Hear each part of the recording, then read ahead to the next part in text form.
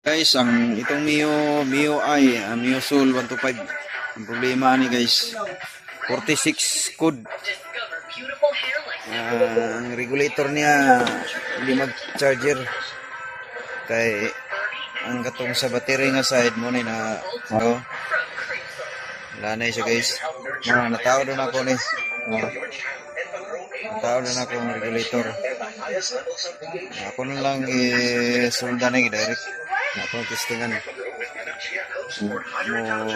Code pag yapon. Guys, testingan na to. Yun.